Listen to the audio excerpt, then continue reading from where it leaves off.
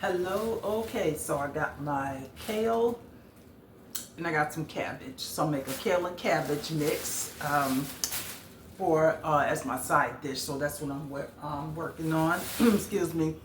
Today's my big humongous cooking day. So hi. All right. Okay. Let's get to the topic.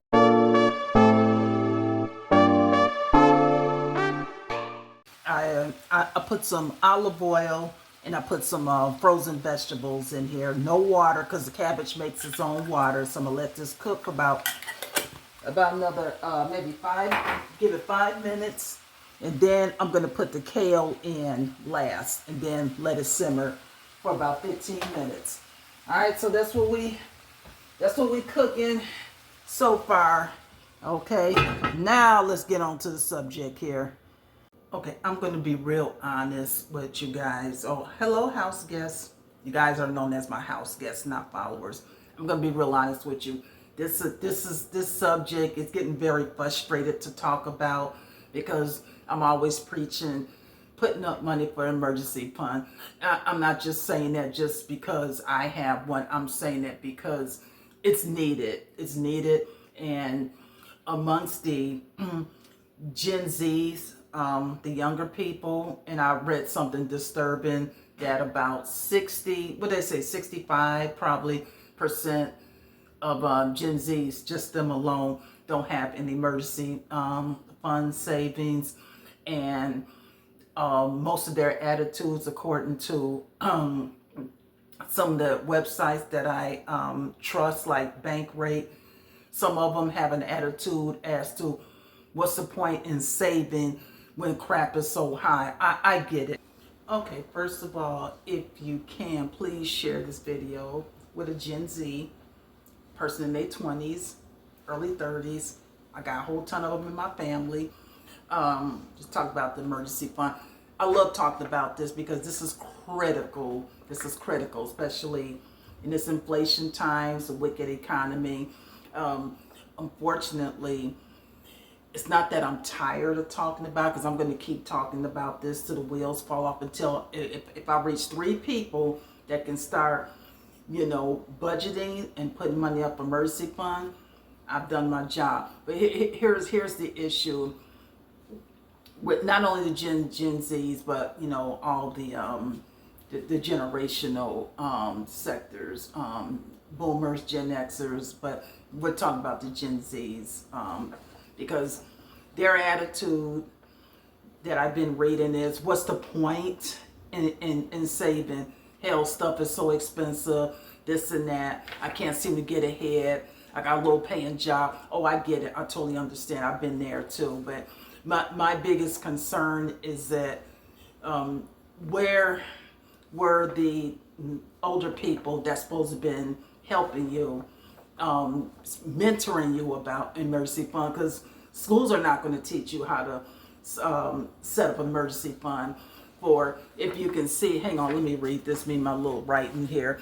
This is the main reasons why you have to have emergency fund. The top number one, if you lose your job, real simple, car repairs, which is an extreme reality, house repairs, another extreme reality, medical emergencies, something happened to you, you break a finger, kids get sick, you may have to take time off of work, emergency travels, what if a loved one passes away, you have to maybe travel to another state or whatever, and it could be other, other reasons, but it seemed to be these 5 main reasons why I always preach this. Now, oh, by the way, this is still Save a Dollar September thon, Save a thon, okay?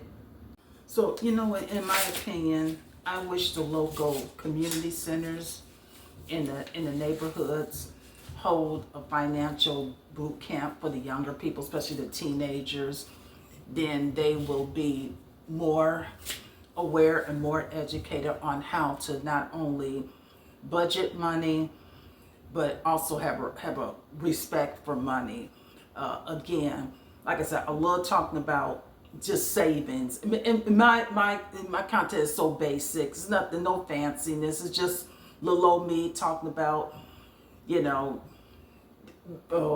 because I lived a paycheck to paycheck back in the day. I didn't have any money back in the day, and I had to. I never went to a finance. I had to literally learn on my own, even when I was working in banking. Believe it or not, but I just wish we had the community have a boot camp, financial boot camp as to how to, save, how to control money. Happen. Young people have depended on credit cards, and young people have also depend on their loved ones, relatives, to help them out. Fine and dandy, but you got to understand, relatives of the boomers and the Gen X's, that in our we're going to get to the point where we can't really do it anymore because of rising taxes. Everything's all taxed up, but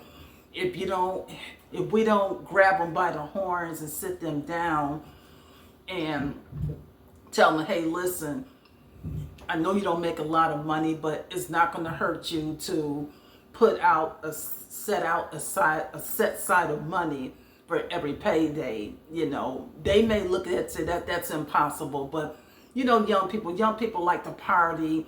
They got a lot of influences, so what do they care about listening on how to say some emergency money? Their emergency money, believe it or not, is going to be us. It's all us middle-aged and older people. But we can only do it for a while. Well, we can't do it all the time. So I hope you guys look at the first video that I did. Like I said, this is my September Save-a-thon. So I'm challenging you to, so we did the Pay Yourself series earlier. But okay, here's the thing.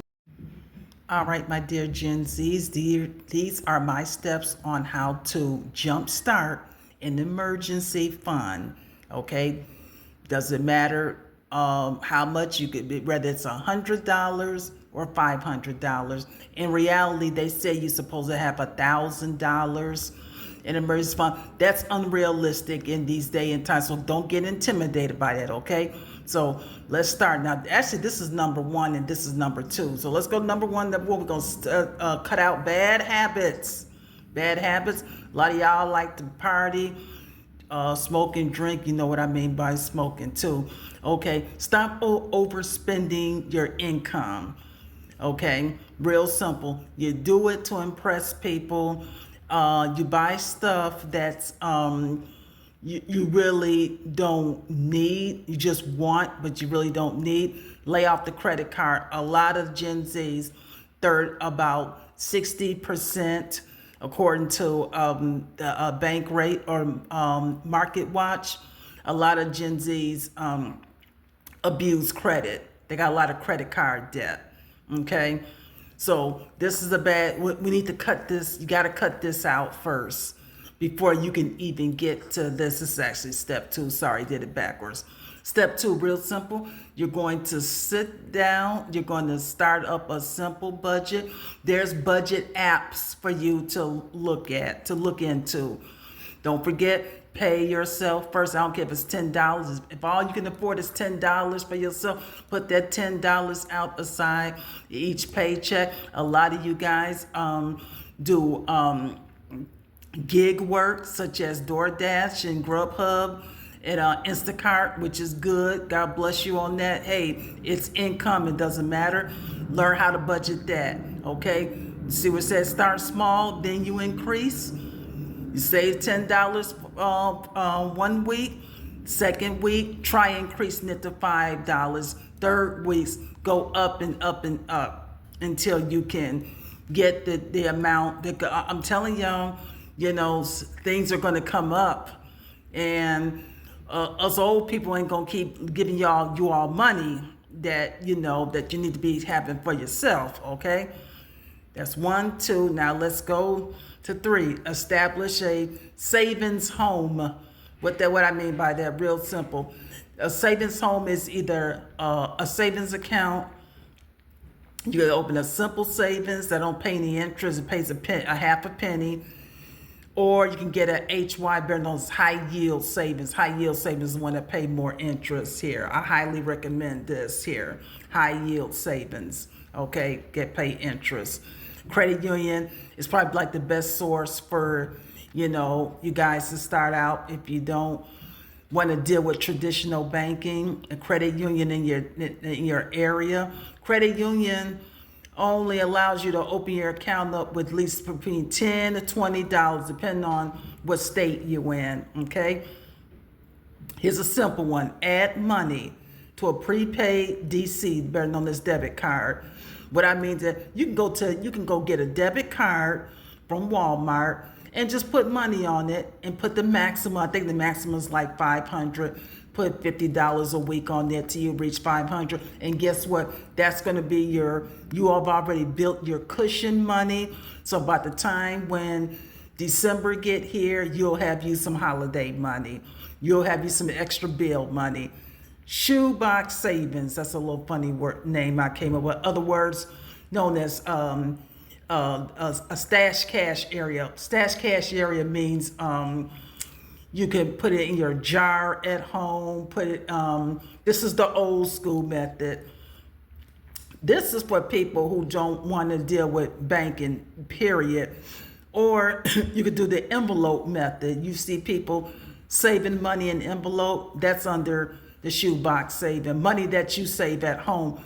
The only problem that I don't really recommend this, I don't want to frown on it, it's just that you let money sit in your home, you know, well, it doesn't really draw any interest anyway, but it can be a security hazard. God forbid fire breaks out and, you know, your life is more important than that money you save. So you may want to, unless you get a fireproof box. If you're just old school like that, then go for it. Okay.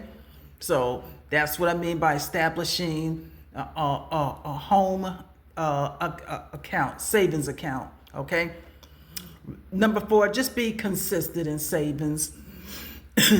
Know that we're in the times are different. Times are tougher right now, and you got to fend for yourself when it comes to your finances. So I hope it's helped you young people out. I really do. You know, I do this in a friendly format.